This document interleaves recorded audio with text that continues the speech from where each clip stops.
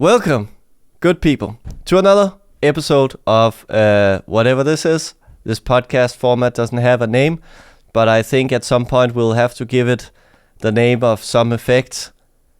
In Flesh and Blood, people have like Go Again, Arsenal Pass. I don't know if it's going to be like piercing or the aim counter or something. But anyway, welcome to my guest today. Michael, I've been calling you Michael Pilgaard, but I've heard from people around that say people know him as Michael.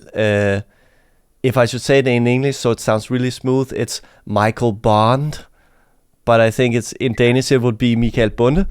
Bonde, is it Bonde or Bonde? I think the first one is the best one. So Bonde. Bonde. All right. Welcome. Thank you. One of the more well-known.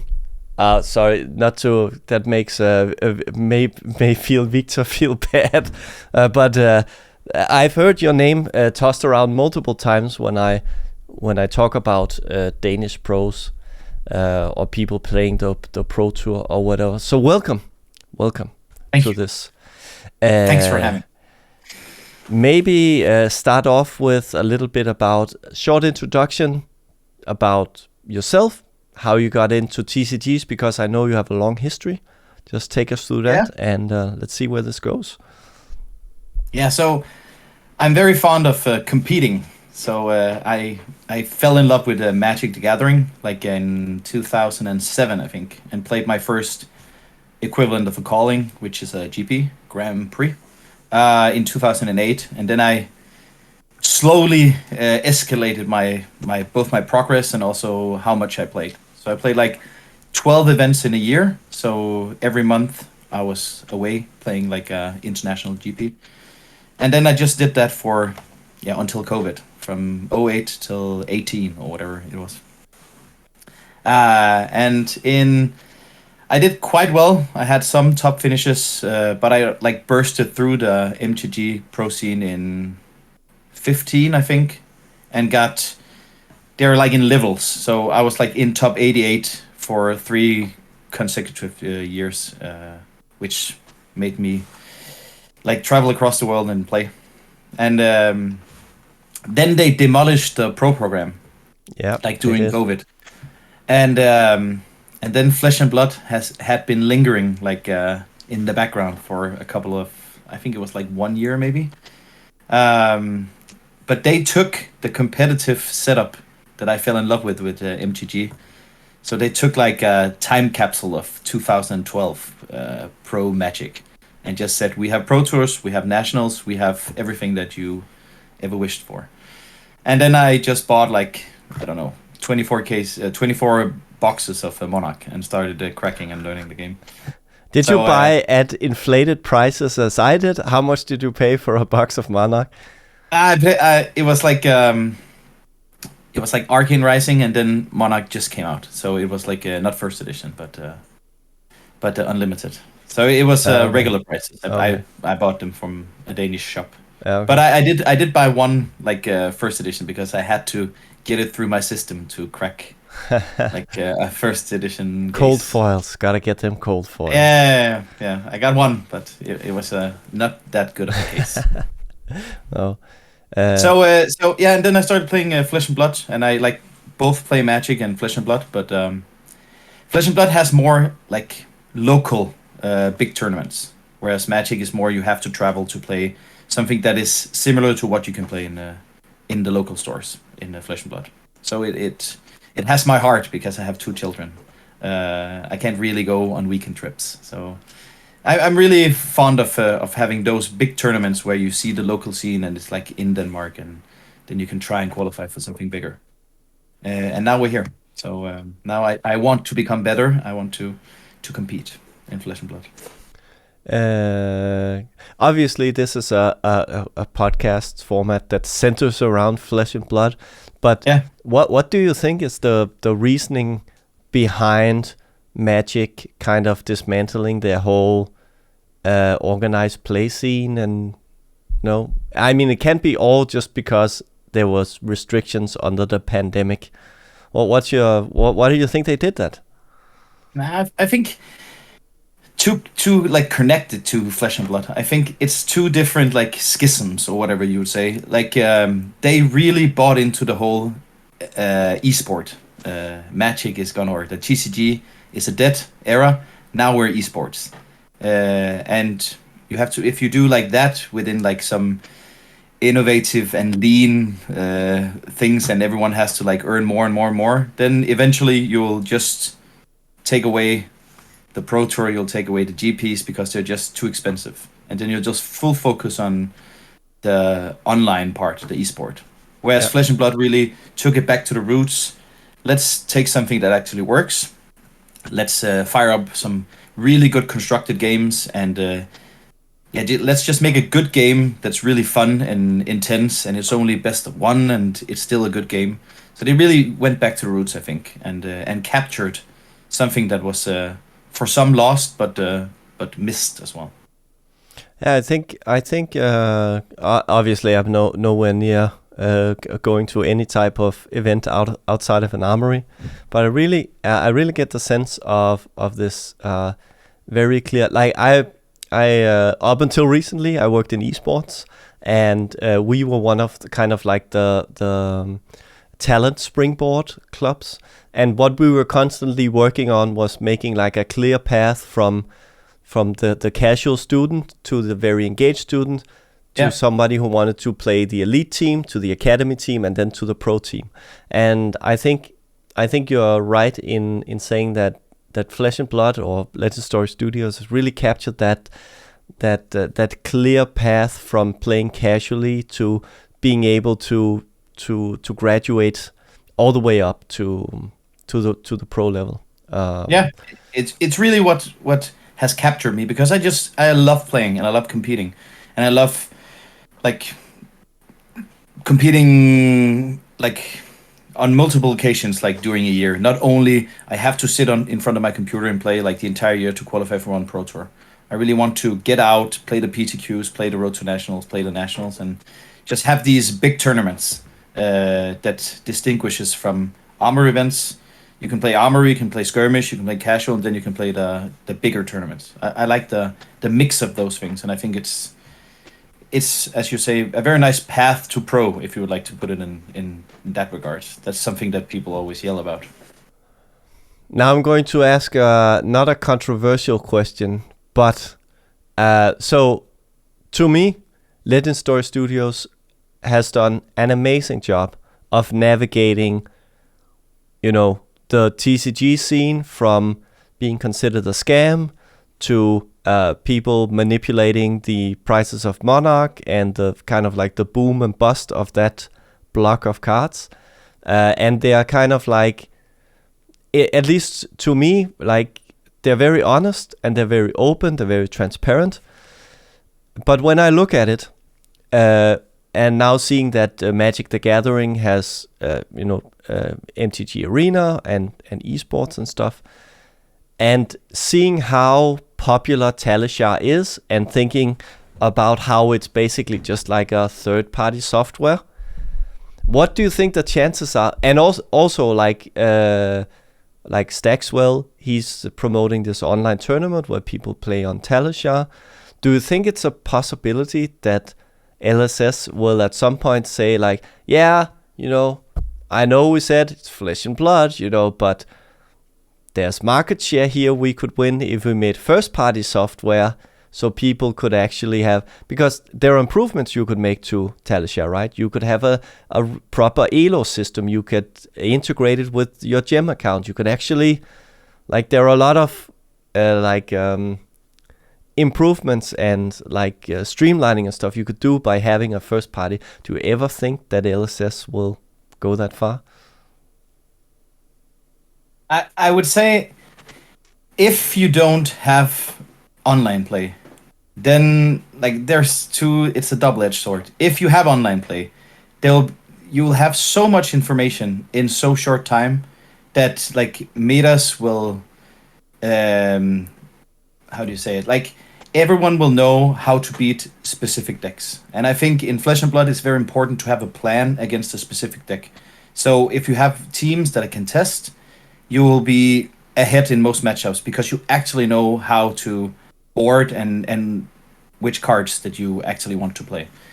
But the more you drift into like an online, and the more you share data, etc. So if every single player played on Talisha as well, and you gathered data, then you will have like more specific matchup analyses, and then more games will be a little bit more like chess, I think.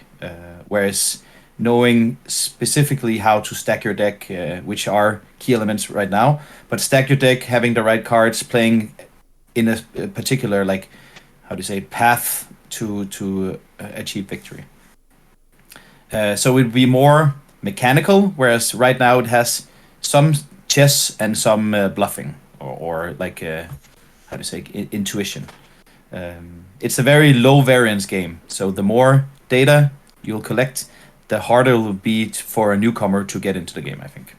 So I think that's something they need to balance. So maybe not.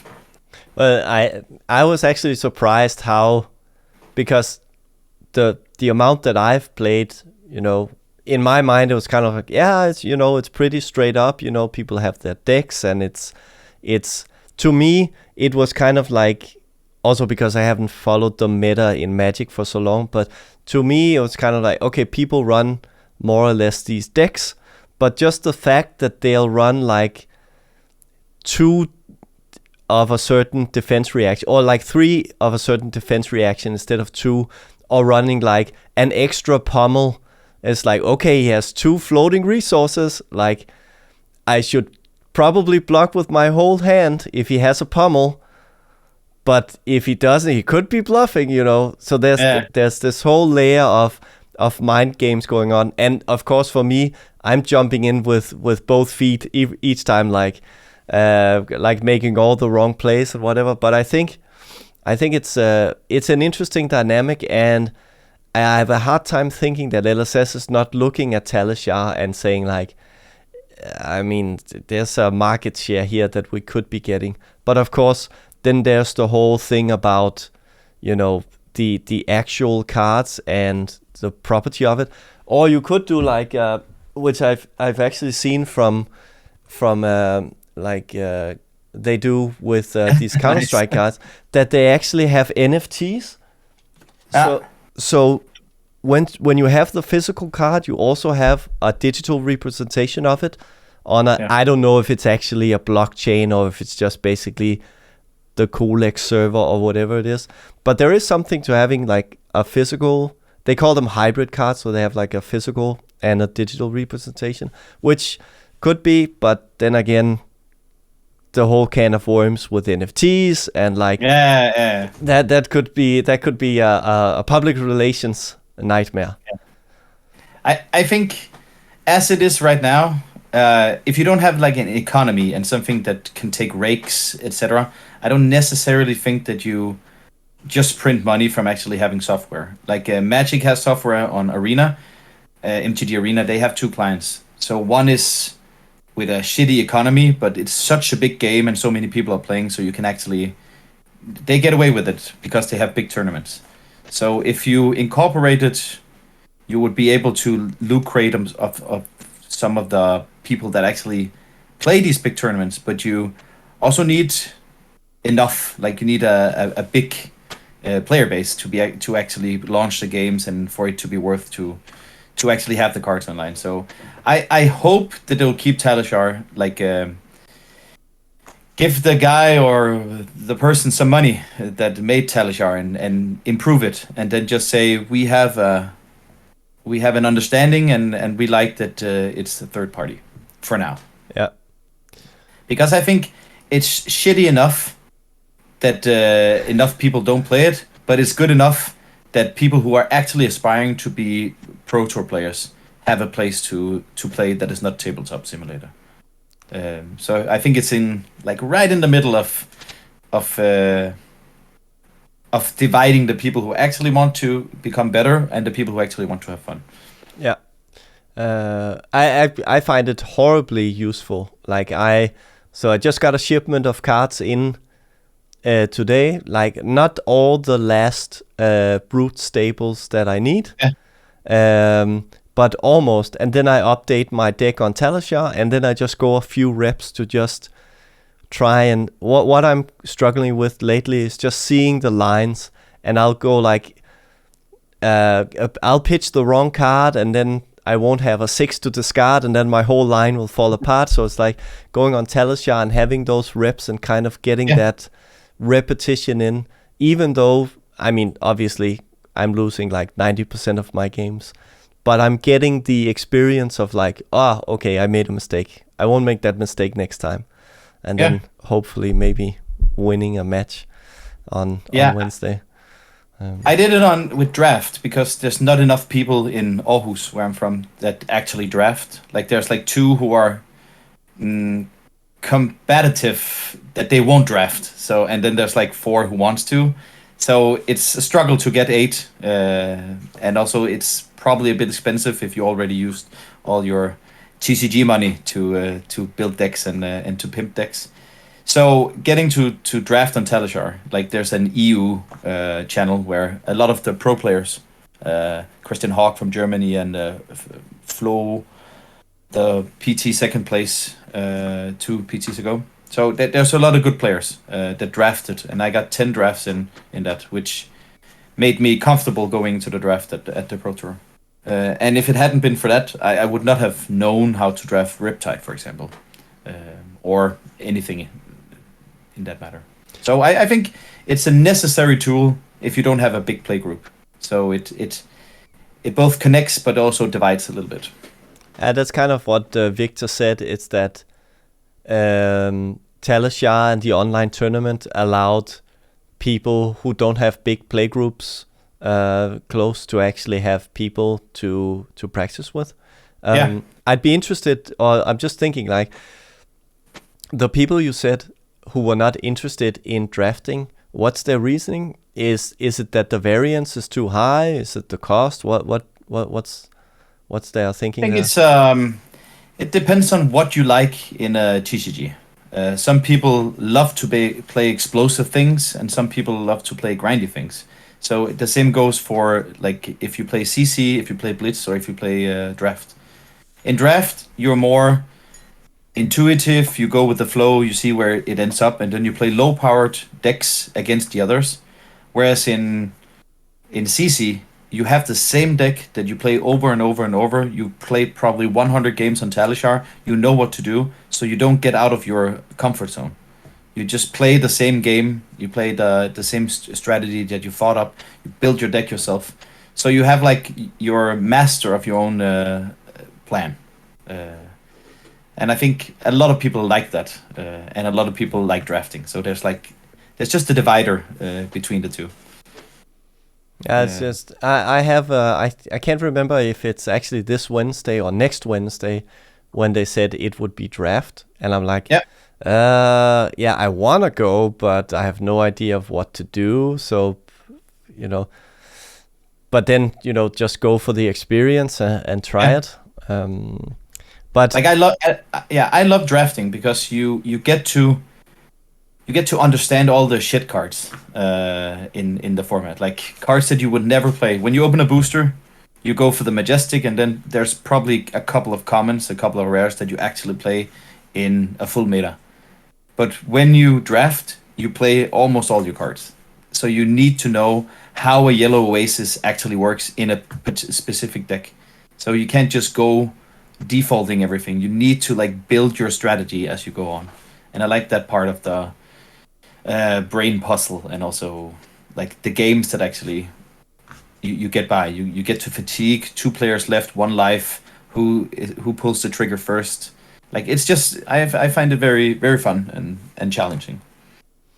I can see how it kind of expands the whole frame of your understanding of the game, because you're not just playing the cookie cutter decks. You are looking actually, one of the shit cards that I've, as a brute, have been looking on is the Demolition Crew. Yes.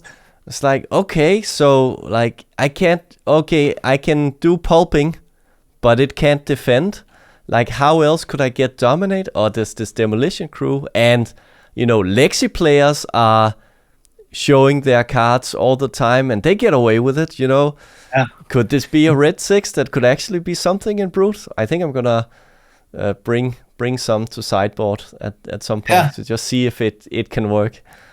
But I think the more you play, this is my opinion at least, the more you understand the game. Like, I'm a very, very bad deck builder in all TCGs I've ever played, because I don't have a grasp of every single card and how they interact. But I'm a very good strategic player that makes fewer mistakes in the actual game. Flesh and Blood, you need to be a little bit more both than you do in other games. Maybe Pokemon, you need to be even better at deck building than actually like playing the game. But drafting is just another like experience. Also Sealed. I played Sealed, and in the last game, or in the second last, I played against Pablo Pintor, I think he's called, the Pro Tour champion of the first Pro Tour. We played a 3-0 or 4-0, one of the two, where we played like the Usuri Mirror. And it was down to like 1 life, but he was just really, really good at playing. So he set up like his entire deck in 2 cycles and got me in the last couple of turns, because he remembered all my cards, his own cards, and just like grinded me out in the right spot. I felt, even though it was a close game, I felt outplayed in that game. Even though it was like almost the same cards, the Usuri Mirror, he just knew how to use his cards better than I did. And I find that intriguing, to actually lose in a game with low power level, where you actually have pretty good cards, but he just outmaneuvers all the different turns and takes back tempo.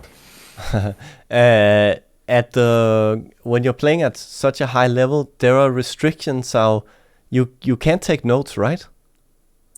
No, I actually asked about this.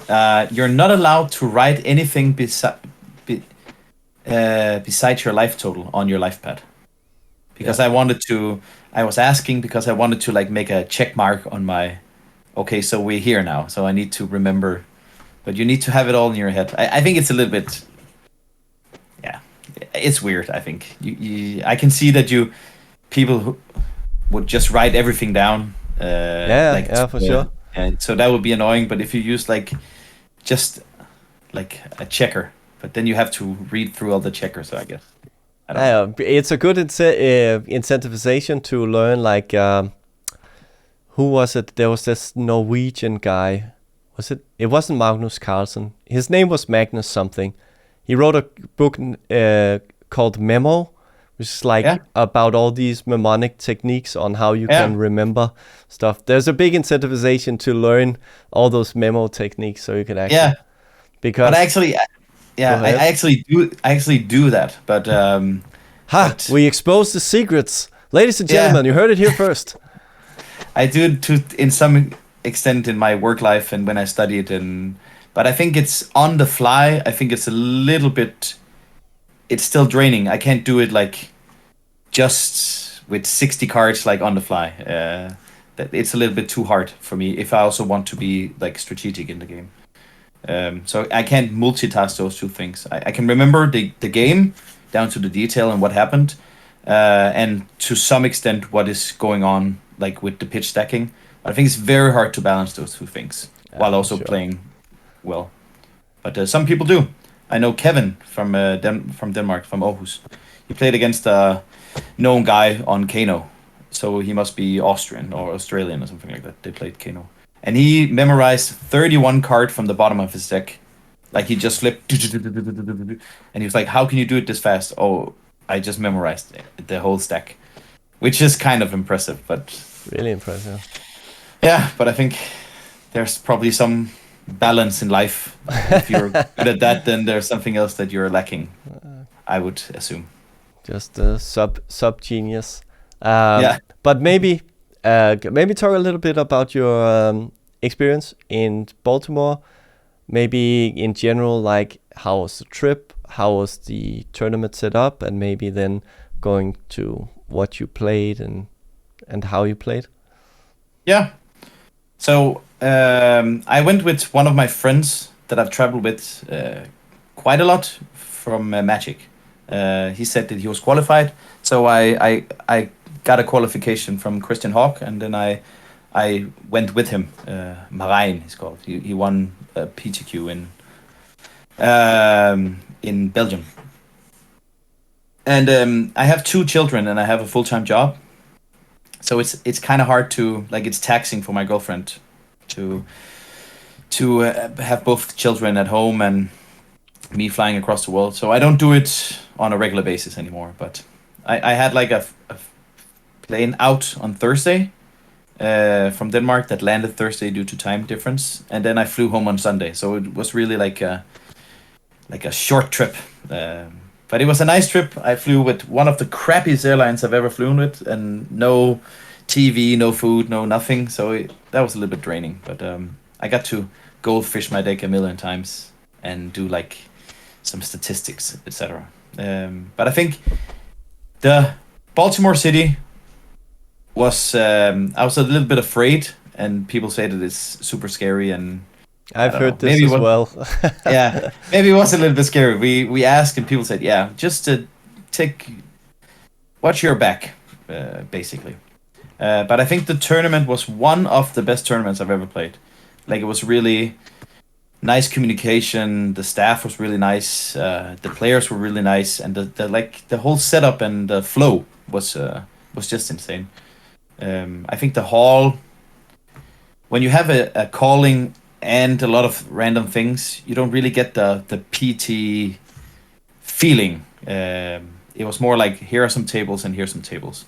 Like, if you have a scene and like some nice things, then it becomes even better. But I think it was a nice tournament. One of the better run tournaments compared to how big it actually was. And it's Star City Games running them now, right? Yeah, I think so. Yeah, it was Star City Games crew, so it must be. They also had like the old Star City Games where you can watch from atop. So it was more like an SCG Open. Yeah, it's like one of their. Then it was a Pro Tour, but I don't think it took anything away from the experience, because it was a very good tournament. And in regards of how I did, I drew my first game against Oldham, which I don't know how to win against it. I played Lexi. And then I won 3 straight. And then draft, which I actually practiced a lot. I went 1-2. I got into like a weird spot with Suri, and yeah, I don't know. I don't even know if I could have done anything else, but yeah. And then we started with draft on day 2. I did day 2 with 4-3 record. And then we started with draft, and then I was in like a really hard spot where I wanted to play Riptide, but I thought it was an Azalea deck. But I didn't really draft too much Azalea, but I was very comfortable at drafting Riptide. But in the end, I decided to play Azalea. You have 20 minutes to decide and write down your like deck list. And then I think I played it very poorly. Like, my deck, I was the only ranger at the table. There were 4 assassins. 2 of my opponents played the bubble, so they didn't have good decks. But I just lost like very narrowly. So I think I should have played Riptide, which I was comfortable with. So I went 1-2, and then I went 1-3 and constructed, playing against Dromai, which was a horrible matchup. So I ended up like 8-8 or something like that. No, it was how many rounds? 7 rounds. So 6-8 or 7-7, something like that. Yeah, because there's only Battering Bolt, right? And then generics as a ranger to pop the phantasms, right? Yeah, there's also Down and Dirty. I would imagine that's and Command and Conquer, obviously, if you want to go that one. But I played. He was a very nice Italian guy that also plays MTG, and he took like a massive hit on turn, like my turn 1, and then on his turn 2, he played Tumultai, which killed my New Horizon hat. And I had the Down and Dirty in my hand, but I put it into Arsenal, was ready to like pop the dragon. But then because it kills the New Horizon hat, then it kills the entire Arsenal. Is that like randomly decided which card gets thrown out? No, I think it attacks, then you flip the top 2 cards. If they're both, for each red, you put a counter on an equipment. And if the equipment then has 0, it destroys. Okay. So he attacked with the Tumultai, flipped 2 reds, put the 2 on the New Horizon. it has 2 block, and now it had 0, and then it died. And then when it says when New Horizon goes like it's destroyed, destroy your arsenal. Oh. Yeah, so I had to use my turn to kill the dragon, and then it was just a battle uphill. Yeah, that's... Yeah. But it was fine. Like, I was a little bit sad about the draft record. I think I could have done something there, especially with the Riptide Azalea. But otherwise, I think I had a good deck, but people were also prepared for like the Lexi. And my losses were the Mirror, where he attacked like 6 arrows in one turn, which was amazing. And then Azalea, which was just like, yeah, it was hard as well. And what kind of Azalea were you playing against? Was it a Death Dealer Crow's Nest, or was it Sandscour Great Bow something? Yeah, I think it was the Death Dealer. Okay. So he just attacked with big arrows, like all over.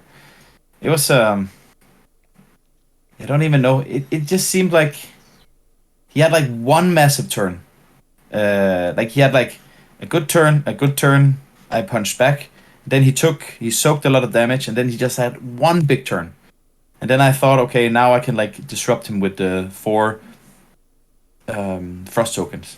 But then he had like 2 blues and a big arrow, and it was like the nail in the coffin.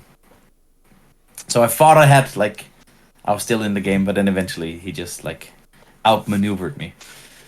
But how does Azalea get out of? What is it? Is it Polar Blast?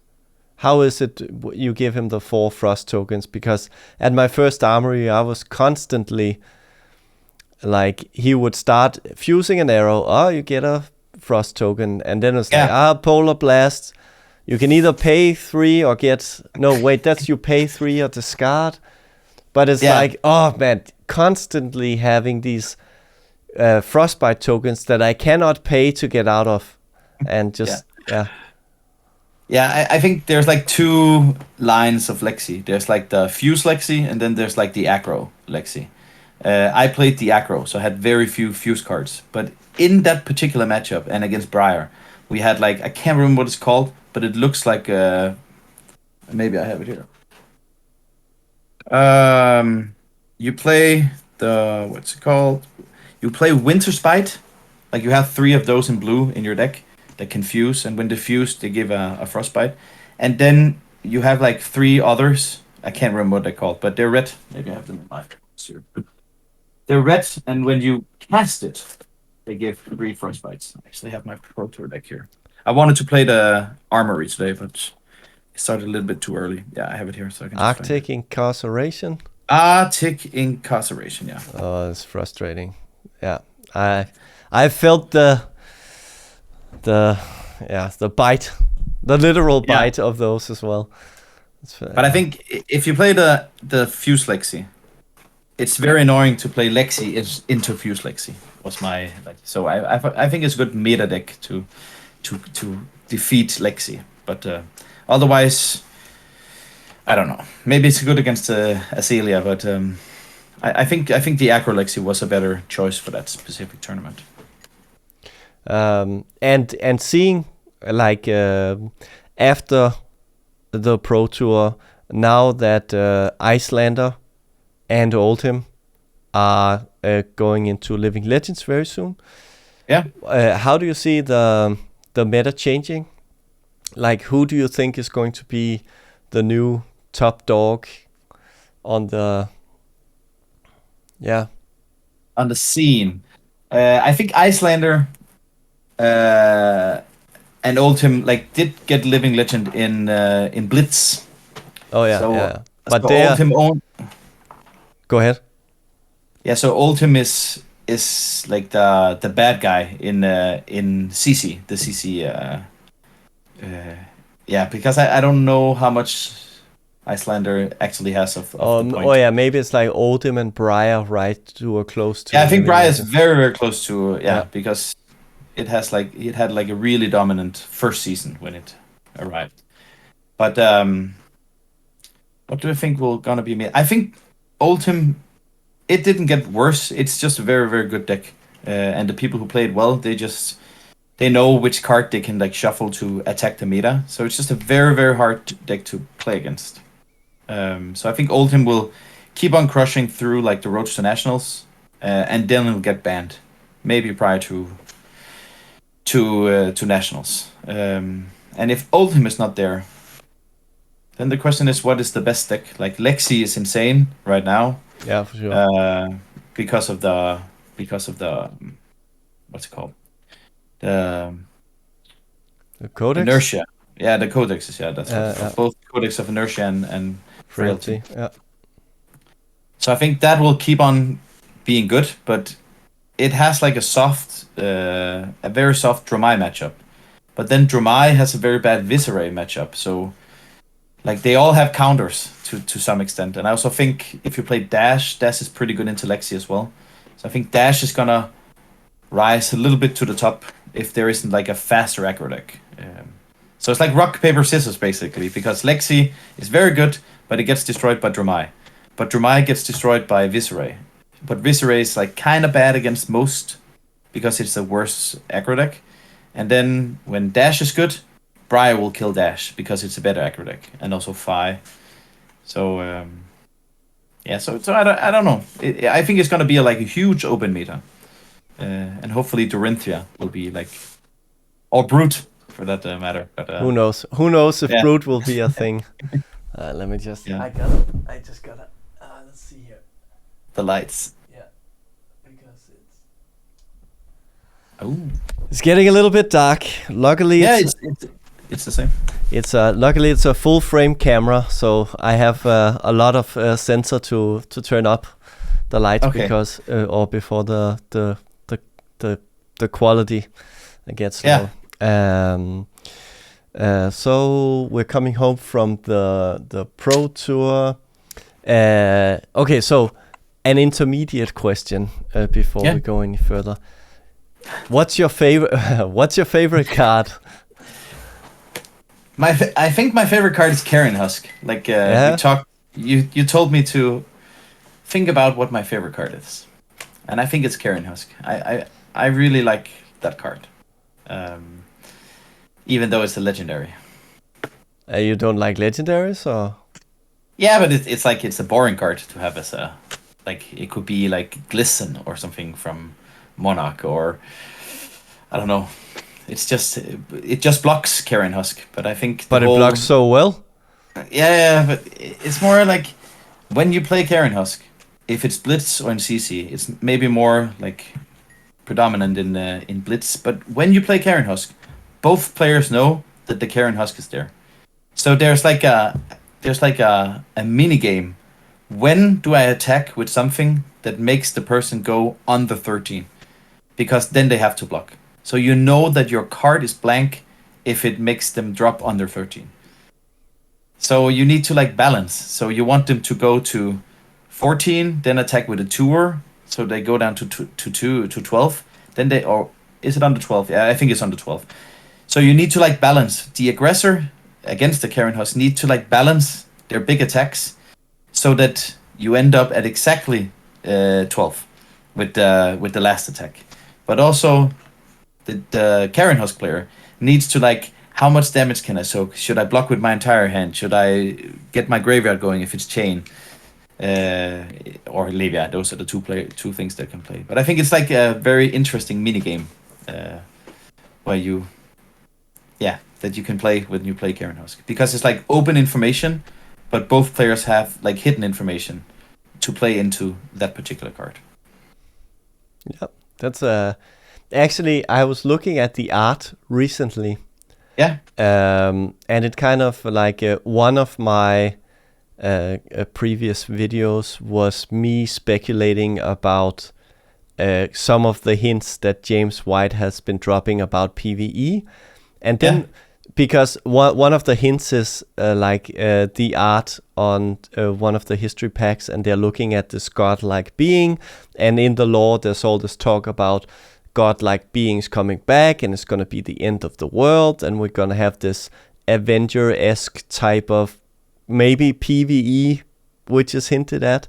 And I just saw the Carrion Husk art, And when I first saw the Carrion Husk art, it was just like a skeleton, laying there with horns.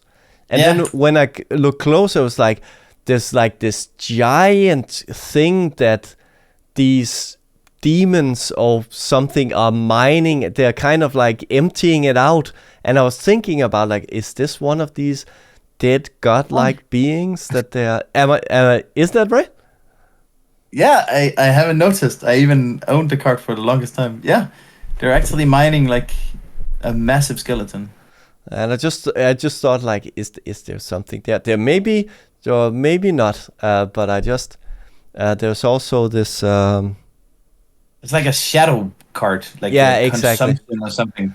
Yeah, it's like a massive creature in the background, I think. Yeah, but what do you think about?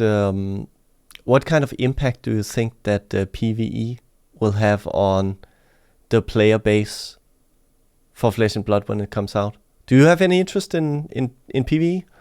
No. Okay, that's a short conversation. I love competing. Like, as I said, when they dropped like the competitive schedule, I was just like 100% in, because it's a fun game and there's like a path. So for me, where I draw my lust or my passion, it's in the competitive part of the game, because I think there are so many good board games, and PvE is a little bit more like a board game than it actually is like competitive Flesh and Blood. And I think I like playing board games, but then it's in another like arena for me, at least. But maybe like I'm not like, should we sit down and get some drinks and play PvE? Yeah, sure, okay, like let's do it. But my time away from my home is a little bit yeah, I get that. Sacred. So I go when it's like 100% I want to do this, and even though I want to do the PvE, it's like down on the list. Yeah, unfortunately. I was when you said like having children and going to the US for like 3 days. I did the whole traveling thing. I used to run a tech startup, and I remember like it was kind of getting down to the wire, and things were pretty stressed at home. And I was like, honey, I have a pitch meeting, and it's in Tokyo. Tokyo? It's like 23 hours away. So yeah, but it could be our entrance into Japan. It's a big market, and I was like, okay, but get back as quickly as you can. And I was in Tokyo for 1 day, and then flew back. So I understand the pressing need to kind of be there for family stuff. Yeah. In terms of what I think for PvE, I think it will be, and I've said this before, I think it will be the commander moment for Flesh and Blood, because I was really, really, really into the single player versions of Hearthstone. They had these things where you would play against an AI hero, and then you would be rewarded with one of 3 cards that would just unlock all kinds of crazy mechanics for your decks. And of course, as your power level grew, so did the enemy heroes. And I could just see like 4 friends playing together, rolling for some kind of loot item between each win. Like, that could be massive. And I think it would bring in so many casual players, because I also think that Flesh and Blood is a very competitive game. You need to have a lot of focus. You need to spend a lot of time building your deck, buying your deck. And I think it would open to like a huge new player base, which of course would be amazing, right? Yeah, I just didn't want to mention Magic again, because I would have said the commander thing as well, which is also not something I do at all, even though it's like 60% of all Magic played is like commander. Yeah. So I 100% agree in your and I think it's going to be very good for the game. I also think, like, I played Sealed, where You can choose any hero, and then all the cards go in, like your pool. Everyone played Dorinthia and Kodachis. But if you take away that part, it was actually very fun because you could just play your cards. So if you don't have the specifics that you need to be wizard to actually play a card, there's also like some untapped potential in that that you just build your deck with the legendaries. Like you could do like a commander. You can only play one of each card, and then you can play a 60 card deck with any card and see where that ends up. That's interesting as well. Because it's still fun. You're probably gonna play a lot of blues that block for 3, and then a lot of legendaries. Not legendary specializations. Yeah, for sure. Yeah. Yeah, because they're extremely powerful, but they only would like the specialization would be like 10 or 15 cards if you can only play one, and then the rest is gonna be like blues and a mix of reds, and then there's a lot of are you gonna go weapon based or are you gonna go arcane or whatever. But I think it's something that needs to be built from the player base. When people get annoyed by playing all these super-powered linear decks, they make other games. Yeah. Eventually. Yeah, like they made the Ultimate Pit Fight. Yes, exactly. So I think eventually some people around the table will find a good way of playing some casual game that will eventually become a way of playing all your cards in your card pool that isn't draft and is for free. I hope so, because it's really, really fun, and the more games you can play, and a Flesh and Blood game is always interesting. I haven't played, I think, a single game that isn't interesting. So, which is also what draws me to the game. I'm going to say something controversial. Yeah. And my first ever classic constructed game was against Lexi. Like a Fuse Lexi, and it was not in the least bit interesting. Oh. It's like a walkover for him. Yeah. No, but I mean, you know when you're showing up in fabtcg in Copenhagen with a deck with one Majestic, you're basically asking to get your ass kicked. So it's like it was fine, but it was like, okay, I can't do anything this turn either. All right, Arsenal pass, and then go up to 4. It's a bit frustrating. You can get like I played. I just when I bought my cards, there was like a lot of online tournaments, and I tried to play it. It's not really for me, the webcam thingy, but I tried to play. But I like to understanding the game by actually playing. That's how I learn. So I don't really read too many articles, because then I can't get a grasp of it on my own. So I just started playing like this Prism deck, and I just didn't understand why is it good, because I can only attack with 1 each turn. But then I started reading my cards, that if you pitch a yellow, then you're actually able to attack with the... you have go again with everything. So I also got 04, I have it in my gem account. My first actual tournament is like 04. I just got completely crushed. So I've been there as well. Those weren't the best games either. When you say about the online tournaments with the webcam, I recently saw on Reddit some cheater getting caught in there was a One Piece game though, where he kind of put his hand off screen and then he switched some cards and then he came back. Do you think that because we've known for a while that cheating has been a thing in Magic, do you think it's a thing now in Flesh and Blood? And do you think it will be a thing? I think every single game where there's an incentive to cheat to win, there's some people who will cheat to win. So I think the more you mature in the game and understand the game, the better you get at actually like catch the people who cheat.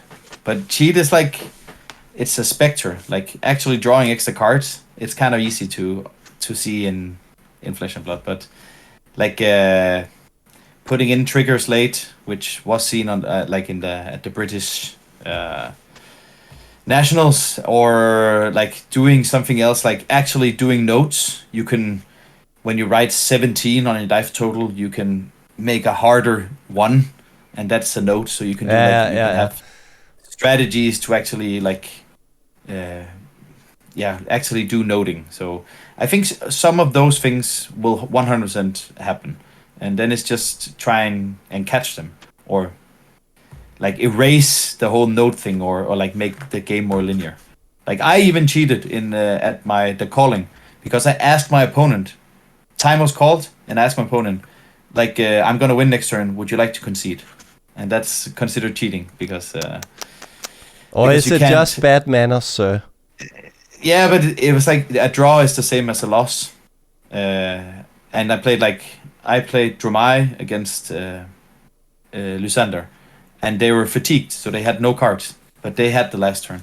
So I just asked, "Would you like to concede?" But you're not allowed to do that in Flesh and Blood, and I didn't know. Did you get DQ'd? No, because I there was just a change, so I talked to Kevin Depré, which was like the head judge, and I told him like, I'm familiar with this in Magic, and I didn't know of the rule change. I actually looked it up prior, like, to the Road to Nationals, if I was allowed to ask for a concession. But it was just changed, so I got away with a warning. You heard it here first. Cheaters exposed. Yeah, but I guess it was more me, like, it was cheating in the sense that you're not allowed to do it, but like I think cheating is intent, always intent, which can be hard, but. But I think there will always be cheaters, so, and which is super sad, and I don't know how you can cheat in Flesh and Blood. There must be like, you can write a different life total, and then if you're like, that's cheat as well. So if you don't write the correct life total, and then 2 turn cycles later, you say like, oh, I think we have a discrepancy, because life is like very important.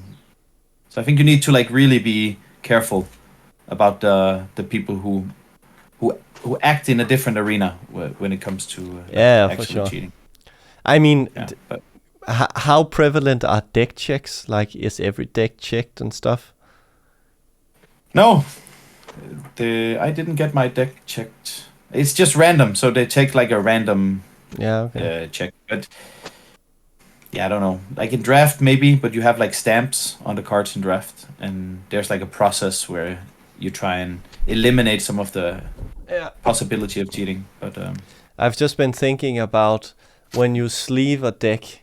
I was just noticing this because I double sleeved some of my Majestics, and obviously I didn't sleeve the commons. And then I was looking at the deck and I was like, I can actually see where the double sleeved cards are, even though it's a penny sleeve, or like a slim. What's it called?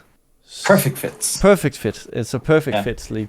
And I was like, is that cheating, Yeah, there are rules against like both how you stack your deck, like when you shuffle, you can like do some can't remember, weaving, I think it's called in Magic. Like you can shuffle in a way that doesn't randomize. That's cheating if you have intent. And if you don't double sleeve your commons, then there will be like marked cards, because all your Majestic will have double sleeves, so you can see it.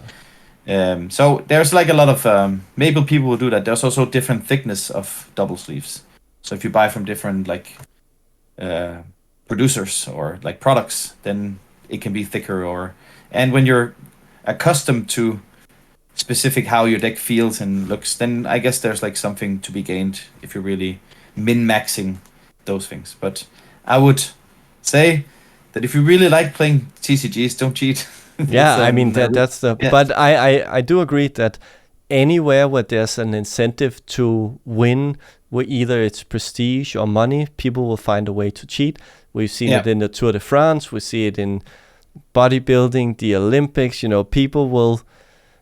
It's like an arms race for the cheaters to be ahead of the tournament organizers to let's find this new performance enhancing drug that they don't know about, so we can say that we're not taking anything that you guys know about, The whole Hun controversy in CSGO as well, with the smokes, where when you were like an observer, you could see through some of the smoke, and then you could say where they were or whatever. It was an observer bug. So before the game started, you could stand in a special place, and then you could actually view that part of of the match while outside, so you can give the information to the players. Allegedly, it was never proven, but it's like, okay, player 1, help me get up into the super conspicuous spot, but don't worry about it. I'm not cheating, don't think about it. I'm just standing here. And I think it's pretty clear that the players knew about it, even though, of course, they would never admit it. But having worked in Copenhagen Flames and talking to other players and players, is like, it's kind of hard to believe that their knowledge of the game and it's like they probably knew. But that's hearsay. That's all allegations, and I'm just I don't know enough. Okay, so maybe the second recurring. Let me just see what time we have. Holy hell, 55 minutes already. Another recurring segment on this. Let me just. Can I get a little more light? Oh, that's nice. And it's even more nice. Let's see here. I can turn on my lights as well. There. This is good. Dude. Just giving my... There we go. So it doesn't look like I'm completely in the dark here now. Like I said, another recurring segment on the show is asking the people that are here to give tips on how players can improve. And I like to ask how new players can improve and how people who are maybe better and more experienced players can take their game to the next level. So maybe let's start with the new players. Like, what's the quickest way to improve as a new player?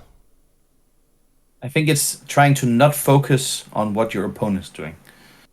Just focus on the solitaire part of your deck and minimizing your mistakes from a strategic point. So, example, you said, I pitched the wrong card, I don't have a 6-er to attack with. Just getting to a point where you don't make those stupid mistakes. So that you have like muscle memory. Okay, so I know when I pitch this card, I have this plan in mind. So you like scope your own plan without any mistakes, and then you take in what your opponent is doing. It's a little bit harder in Flesh and Blood because it's in turn circles. But if you just minimize, you block with the right cards so that you have the correct cards to attack with. I think that's a very, very good place to start. Because if you have those basic mechanics, then it's easy to build on top of that. I think maybe one thing that I'm finding very frustrating lately is the whole thing about... So for whatever reason, I've been meeting a lot of Usuri matchups with Reinhardt lately. Yeah. And what I find very frustrating or kind of getting a sense of knowing what to do is like, okay, so, he's attacking, he has these attack reactions, and I can, I brought all the defense reactions, the Sink Belows, the Fate Foreseens, the Sigil of Solace, the Oasis Respite, so I can technically block a lot, but it means that every turn I will basically be spending most of my hand to block out all of his attacks. And he can basically do the same, so it doesn't leak damage. So if each person is going back and forth and constantly blocking each other, so nobody has a hand to play, when do you know as a new player to kind of, and as a new player, obviously I'm asking advice from me or a friend, but how do you know when it's time to not block their attacks and say, okay, now I'm going to go. This is the turn where I swing for tempo. Yeah, that is like the key thing about Flesh and Blood. That is like, if you can master that, I think you're very much ahead. I think against Usuri, like there's two different builds of Usuri. There's one build that is meant to like block with 2 cards and then attack with a really strong hand. And then when you have like An unhit trigger, that's annoying for the deck. You block with 3 cards and then your arsenal 1. So it's a very defensive deck. So if you played against the defensive version, then that is what you played against. So they like block with 3 and then they attack with a death touch from arsenal with their 1 card and put 1 card in arsenal. And then there's like the other one, which is like full reds and pretty aggressive as well, I would imagine, which is also a good one. But I think there's 2 approaches, which there's one of the Michael Hamilton approach where everything is calculated down into the math parts. That's at least how I understand his approach. So every card has like a value to some extent. So in every scenario, you have to, like, if you can swing for 12 damage, but you can only block with 6, it's a no-brainer. You should probably attack for 12 instead of blocking. But in the corner cases, is it worth more to attack for 8 than it is for 7? Where am I in the game?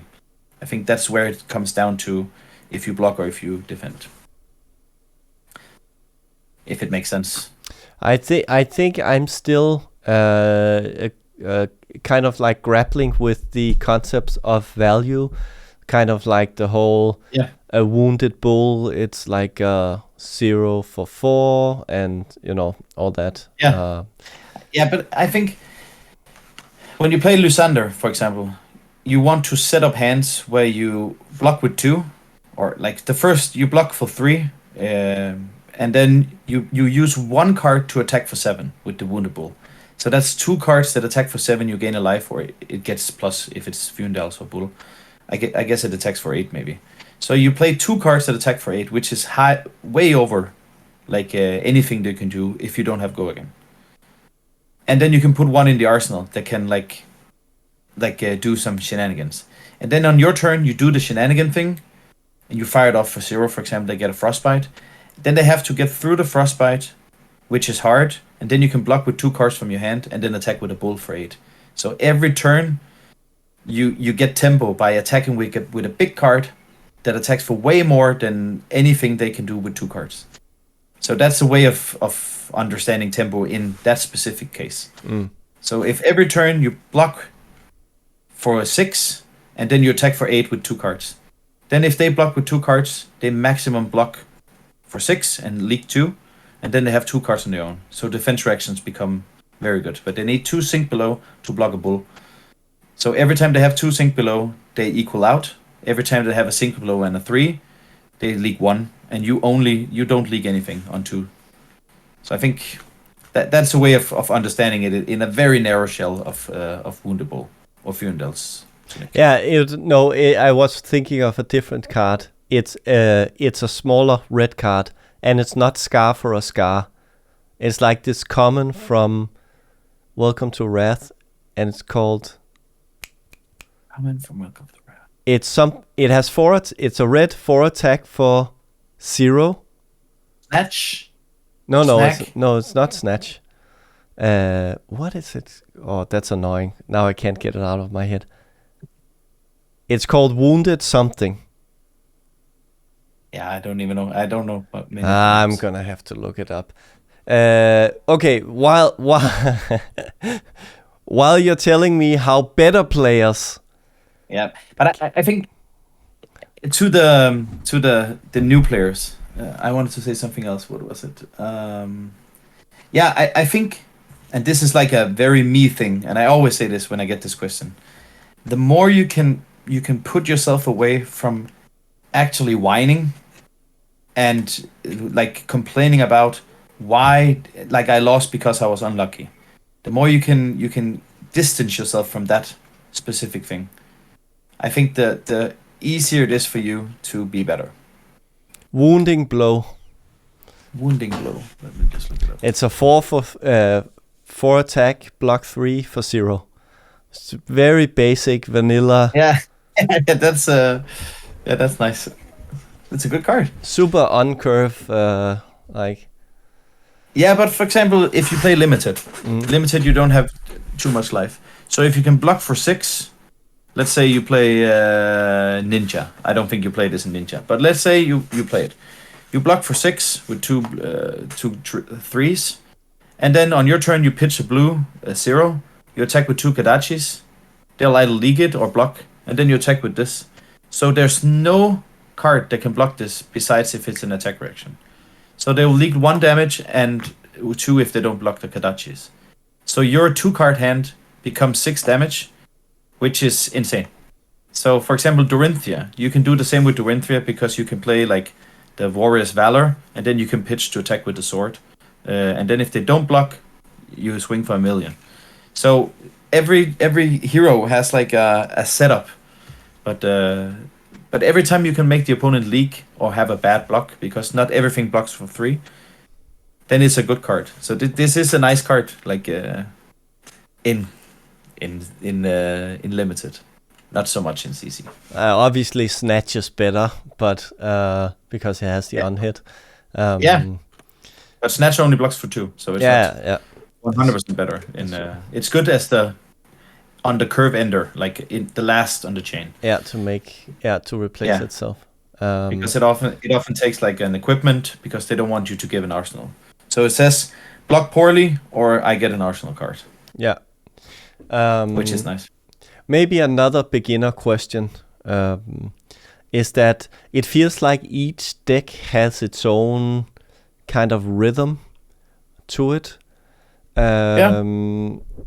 What's the best way of getting attuned to that rhythm? Because the draw is random, but it seems like each, deck has its own rhythm, or what you.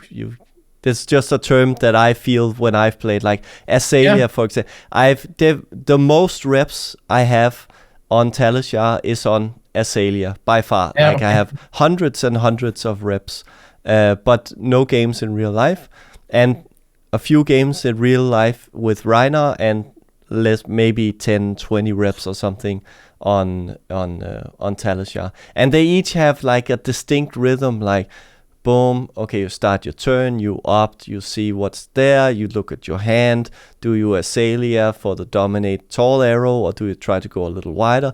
And with Rhinar, you see your hand, do you go like Savage Feast, roll your scab skins? Like, what do you think the best way to get attuned to your hero's rhythm is? Yeah, but I don't know. Like, I would say it's, for me, I use the word plan. I said it earlier as well. I think every deck has like a specific plan that you have to execute for you to win. And that's both one of the good things about CC, but it's also one of the bad things about CC. Because you can really get behind. There's not much. If both players play flawless, it's hard to like. There's no wiggle room to outplay the opponent, I think. Not too much, at least. So in chess, you would have like one opening and one opening. Both players play perfectly, and then there's an end game. So there's some variance in the end game. But in Flesh and Blood, I think if you test it a lot, you know how the end game is gonna work out. Eventually you'll just attack with your hammer and block for 9, and then they'll fatigue. Like, the lines of play, and then the other player can execute a different line, but then it's all about like plans for the specific matchups. So I would say plan rather than rhythm, but I agree they have like some sort of like rhythm to them how they play. But for example, Briar is setting up big turns, so you're like trying to maximize your damage output until the turn where you can play Channel Mount Heroic. So you have like 3 massive turns, unless you can shuffle it in, that you need to like do most of your damage. So you need to soak as little damage to set up your big turns. That's like the rhythm of Briar. And another term could be like, so what I'm kind of hearing you saying is, like, know your win condition of the deck, right?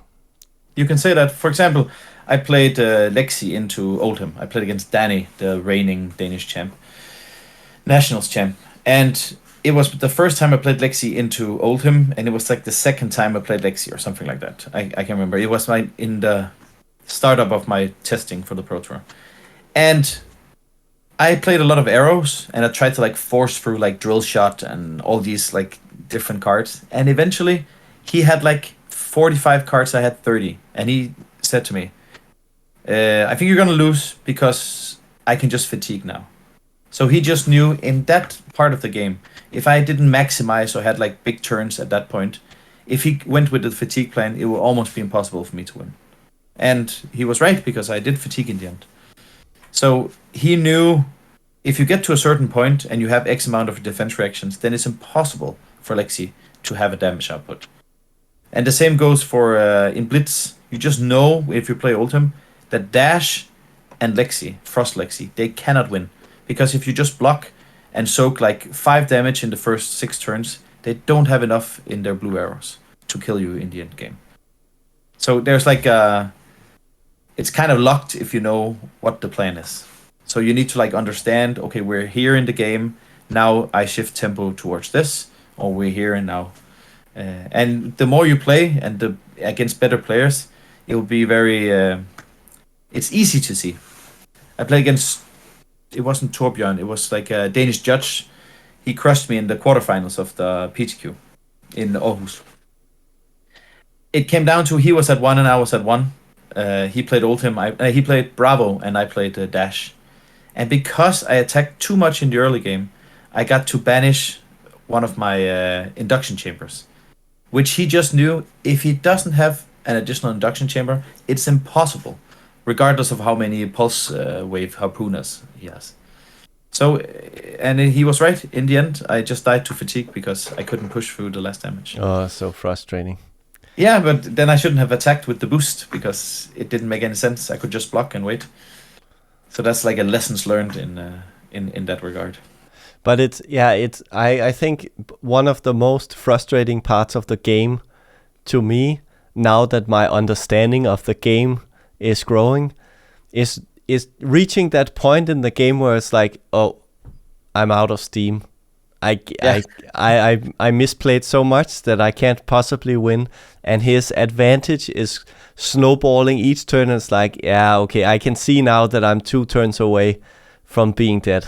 Like, I think I see it as the chess end game, and I think that's very hard to like maneuver, because if you don't, you need to have a plan for it, because you can't just throw random cards in their face because they can just block out, because they have like they know what they can do, like in particular like hands. So I think you need to have a plan. Okay, when I get through the first phase of the game, like the first cycle, I think that's what they call it. So when I've pitch stacked and I get through the first cycle, I have to have a damage output that's like X amount of damage each turn, 11, and then I need to pitch stack to get to the third cycle. So if you know you're getting to the third cycle, you need to attack with weapons to try not to fatigue. Then you need to maximize so they leak like 1 damage. So you need to like minimize how much you leak so that you can set up big turns so you can actually deal damage. I think that's the important part. I think that makes sense. Not yet totally for me, but probably someone better than me is that makes sense. Or maybe I'll revisit this conversation in 6 months and say, oh, I know what he meant now. But I think that's why I like Dash. For me, Dash it plays out kind of nicely into that narrative that you have like the pistol. So you can attack a lot with the pistol. So you don't need to, like, that's a game plan on its own to build up a massive pistol. So you either go full aggro or you like maximize your pistol. And in some part of the game you can like switch to now I'm just pistol when you have like 2 inductions or pulse and induction. So I kind of like that understanding of that matchup. Whereas I think it was a little bit harder when I played like Chain and Briar to understand that. Yeah. I guess your understanding of the game grows. I mean, it's not I guess, but as with anything, your understanding of the game and the different matchup grows as time goes on. But I can't believe how long this conversation is. Let's get to the next topic. Like for aspiring players who are done being new players but want to improve, and they're doing good at their armories, they're in the road to nationals, they want to progress to bigger events. What do they need to focus on to actually achieve that? So I know I have some opinions here because I did it in Magic, but I'm still in that, like, I want to become better at playing Flesh and Blood. So I'm not the best. I don't even think I'm the best in Denmark. Like, there's a lot of players who play a lot. Victor plays a lot. Kenny plays a lot of Oldhim. There's a lot of people who grind every single week that are actually pretty good. But I think I have a good understanding of how to play a TCG. And I think the more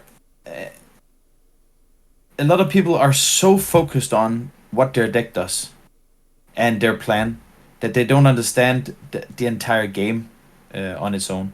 So they build a deck, they have a good deck, and they try to play it. But every time someone does something that they're not familiar with, they get caught off guard. And I think the more you can catch people off guard, the better. But I think people should not be so focused on. I don't know if this is. That's how I approach it, anyways. That I think you're totally right. We had that recently that he has this really long name that I can't pronounce, but he's like a Levia player who made it really far, and he played like a Levia deck with almost exclusively Reiner cards or like regular Brute cards, and then he played a Titanium Bauble because it's just a resource, and it has some special interactions that assassins can't capture or something, because it's not an attack card and it's not a defense reaction, so it kind of bypasses. And people are like, "What's going on?" And someone even asked, like, "Is that even a legal card?" And Titanium Bubble. Yeah, it blocks 3 and it's blue, which is. I have one. But yeah, I can see it gets around the daggers. Yeah, exactly. And I just thought that just plays totally into what you were saying, is that there are some things that are just, catching your opponent off guard, and doing something that's unexpected just goes a long way. Here it is, the Titanium Bauble. Get it to focus. Here we are. Yeah. It's nice. That's a very nice thought from the person. I think the what would I say?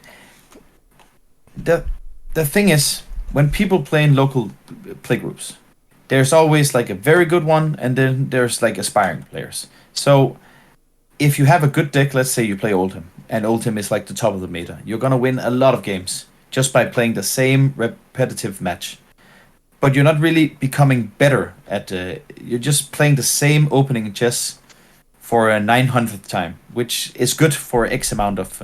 But you don't understand what is going on. So when you shift, you apply the same strategy. I need to do this exactly, and then try and win.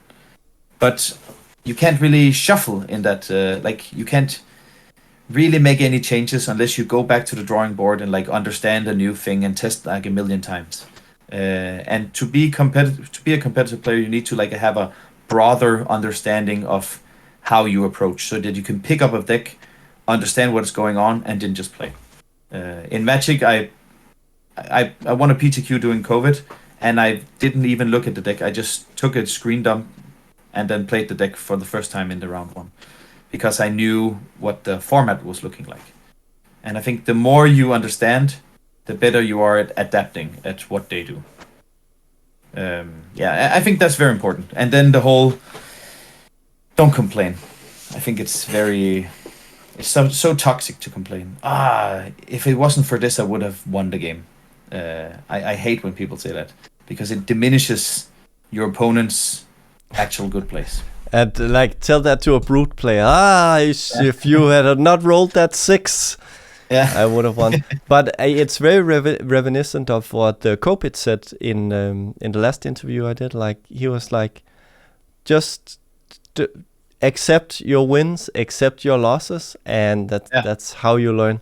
You can only grow with not complaining that it was, a high roll or a top deck. It's just the luck of the draw, unless the person is cheating, obviously. Yeah.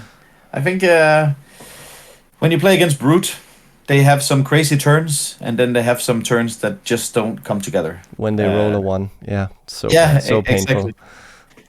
So people play the Scabskins just to block because they don't want to, and some people high roll and just roll it all the time, and then they roll well or they roll poorly. Like, it's just the name of the game. If you boost and you flip a card, like it's 1 in 45, and you banish like your win condition, then you shouldn't have boosted if that's not a part of your like if you can't cope with that, then you should just not boost. Then you should play a different deck. Yeah. Then you should play Oldhim, which is not like you can just block and use your crown. Yeah. Luckily, Oldhim, he going bye-bye. We'll probably see him in a Living Legends format at some point. Hopefully. So, we should probably end the round now. You're a family man. Technically, so am I. But I have allowances to be up due to my circumstances right now. If people want to follow you on social media or send you a DM or connect with you, where would they be able to do that? If there's even something you want. Yeah, I would love to. I'm on Twitter basically. I don't use anything else, Facebook, but mainly on Twitter. On at Lampalot is my nickname. I think I'm called Lampalot as well, or Michael Bonde, one of the two. I'll be sure to include it down there so people can actually see. Yeah, I write a little bit about Fab, and I write a little bit about Magic. Mostly when I do well or I do very poorly, to try and balance those two things. Yeah, so I'm gonna write a little bit in the upcoming Road to Nationals season. Ooh. People are gonna be, I as well, going to be looking forward to that. Yeah. But I think, seeing as this is probably the longest one, let me just check the time here. Holy hell. Almost an hour and a half. How time flies. As per usual, to the people who have been watching to the end, which is like a tall ask, I know, for like an hour and a half. As per usual, if you like the videos, hit the like button, the subscribe button. If you want to leave a comment, please do. We'll see you guys in the next video.